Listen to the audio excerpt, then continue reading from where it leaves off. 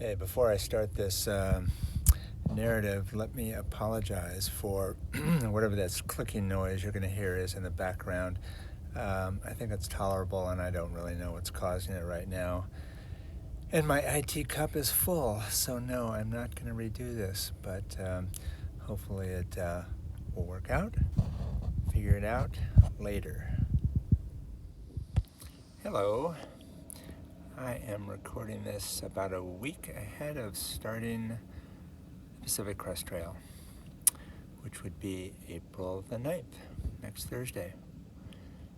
So I do follow other people's videos here and there, and I thought maybe since I'm interested in what their background is, I thought I'd give a little of mine.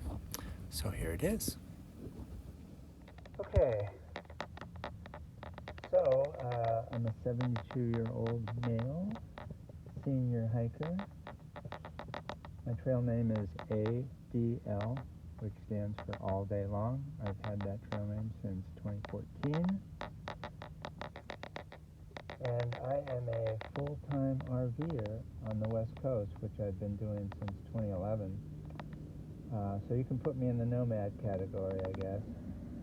Most of my life has been spent in California. I do have family near Portland, Oregon. I completed this trail, the Pacific Crest Trail, in 2015, and I've re-hiked some pieces of it every year. Otherwise, it's same dirt, new adventure, but still a considerable challenge, no matter what. Clearly, knowing the trail makes my logistics a little easier, so appreciate that. I thru-hiked the Oregon Coast Trail and hiked most of the Arizona Trail last year until they closed the Grand Canyon for COVID. So I'll have to somehow get back and wrap up the final 10 days of that one. Base weight, probably high teens, and my philosophy is hike smarter, not harder. It's pretty much a prerequisite at my age.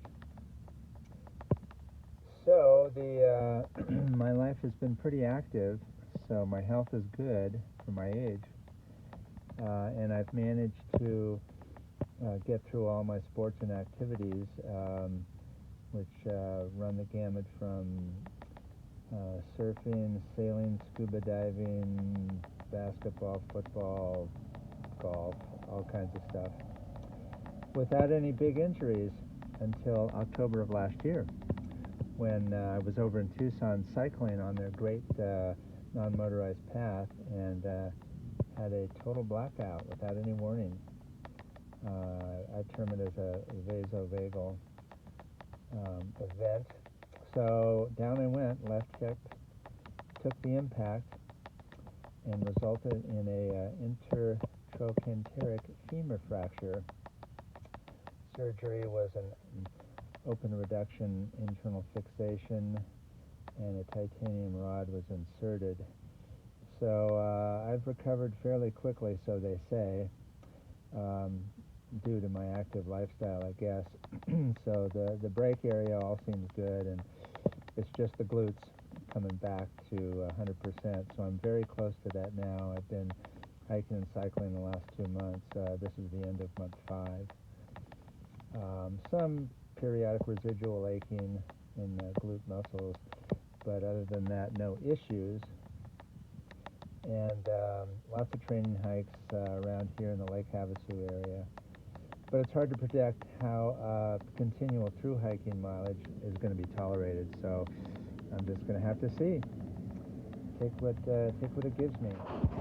Well, as a footnote to this hip injury, I was in the hospital about a week, in rehab about another week, until I found out they were admitting COVID positive patients in there, so I bugged out back to my RV.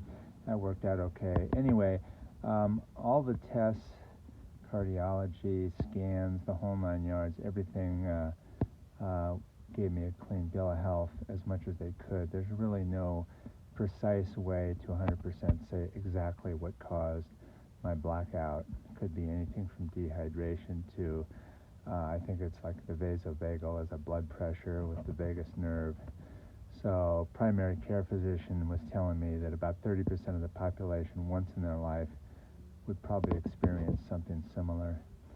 But of course the unnerving thing was the fact that there was no warning. I've had a situation or two in my life where, I got a little dizzy, so I sat down and recovered. But this was basically, on and then completely off.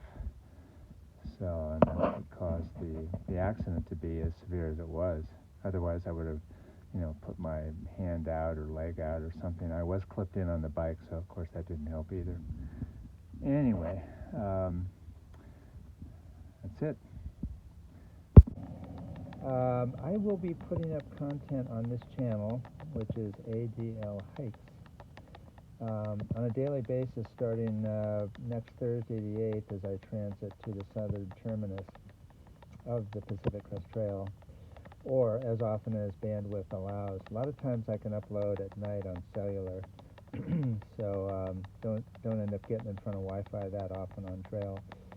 And hopefully I'll provide the current day, the date, and the location where I'm shooting. So I'll probably give tips and information about water sources and anything else that seems relevant. How about relevant to people coming behind me? Other than that, I use GutHook as my mapping source. Always have since it's been available. I love the ability to update and get very timely comments on things I'm interested in. Well, with that, that's enough information on me. So I look forward to seeing the folks on the trail per usual. Through hikers, section hikers, day hikers. It's all good. So maybe I'll see you. If you see me, say hello.